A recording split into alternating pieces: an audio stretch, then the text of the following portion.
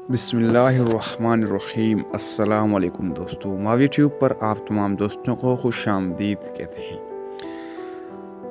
मैंने उनसे एक सवाल पूछा, अल्लाह ताला से बात मनवाने का बेहतरीन तरीका क्या है। वो मुस्कुराए, किबला रूह हुए, पाँव लिपेटे, राहें तह की, अपने जिस्म का सारा बोझ रानों पर शिफ्ट किया और फिर मुझसे पूछा, तुम्हें अल्लाह से क्या चाहिए। हम दोनों उस वक्त जंगल में बैठे थे। हब्स और गर्मी का मौसम था, सांस तक लेना मुश्किल था। मैंने ऊपर देखा, ऊपर दरख्तों के पत्ते थे और पत्तों से परे गर्म पिघलता हुआ सूरज था। मैंने मुस्कुराकर अर्ज़ किया, अगर बादल आ जाएं, ज़रा सी ठंडी हो, हवाएं चलने लगें तो मौसम अच्छा हो जाएगा।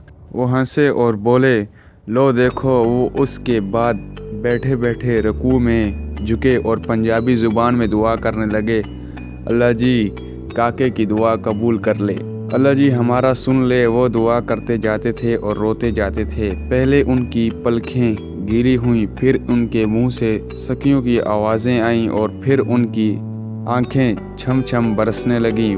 वो बुरी तरह रो रहे थे। मैं उनकी हालत देखकर परेशान हो गया। मैंने ज़िंदगी बेशुमार लोगों को रोते देखा, लेकिन उनका रोना अजीब था। वो एक ख़ास रिदम में रो रहे थे।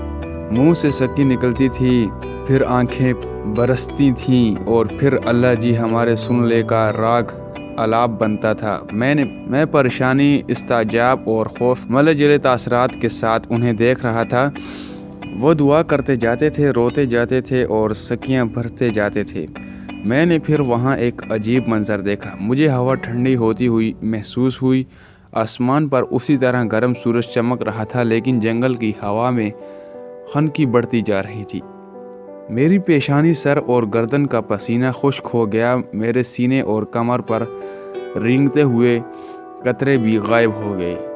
मैं ठंडी हवा को महसूस कर रहा था और हैरान हो रहा था। मेरे देखते ही देखते पत्तों ने तालियां बजाना शुरू कर दी। शाखें एक दूसरे के साथ उलझने लगीं। पौधे हवा की मौसीकी पर नाचने लगे और फिर बादल का एक टुकड़ा कहीं से आया और सूरज और हमारे सर के दरमियान तन कर ठहर गया। वो रुके, दुआ के लिए हाथ उठाए और शुक्र अदा करने लगे। वो देर तक अल्लाह जी आपका बहुत शुक्रिया, अल्लाह जी आपका बहुत मेहरबानी है कहते रहे। वो दुआ से फारिग हुए, ज़रा सा ऊपर उठे, टांगें सीधी की और मुंह मेरी तरफ करके बैठ गए। इनकी सफ़ेद दाढ़ी आंसुओं से तर थी। इन्होंने कंधे से रोमाल उतारा, दाढ़ी खुश की और फिर बोले, देख लो, अल्लाह ने अपने दोनों बंदों की बात मान ली। मैंने उनका हाथ पकड़ा, चूमा और फिर अर्ज़ किया, बाबा जी लेकिन अल्लाह से बात मनवाने का फार्मूला क्या है? अल्लाह कब, कैसे और क्या क्या मानता है?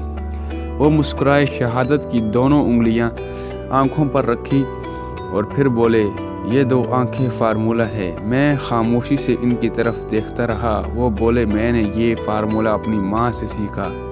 मैं बचपन में जब भी कोई बात मनवाना चाहता था तो मैं रोने लगता था। माँ से मेरा रोना बर्दाश्त नहीं होता था। वो तड़प उठती थी। वह मुझे गोद में भी उठा लेती थी, मुझे चूमती भी थी, मेरी आंखें भी साफ़ करती थी और मेरी ख्वाहिश, मेरी ज़रूरत भी पूरी करती थी। मैं माँ की इस कमज़ोरी काजी का भर कर फ़ायदा उठाता था। मैं रो रो कर उससे अपनी पसंद के खाने भी बनवाता था, उससे नए कपड़े और नए जूते भी लेता था और खेलने के लिए घर से बाहर भी जाता था।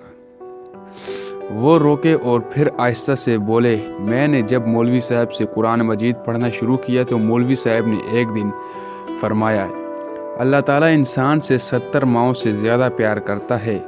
ये फ़िक्रा सीधा मेरे दिल में लगा और मैंने सोचा, मैं रो कर अपनी एक माँ से सब कुछ मनवा लेता हूँ। अल्लाह अगर मुझसे 70 माओं जितनी मोहब्बत करता है तो फिर मैं रो रो कर उससे क्या क्या नहीं मनवा सकता। वो रुके और बोले, बस वो दिन है और आज का दिन है। मैं रोता हूँ, अल्लाह की ज़ात में 70 माओं की मोहब्बत जगाता हूँ और मेरी हर जायज़ ख्वाहिश, मेरी हर जायज़ दुआ कबूल हो जाती है। ख़वातीन व हज़रात, उम्मीद करते हैं आपको ये वीडियो पसंद आई होगी। वीडियो को लाइक और अपने दोस्तों के साथ शेयर ज़रूर कीजिएगा और चैनल को सब्सक्राइब करना मत भूलिएगा। शुक्रिया।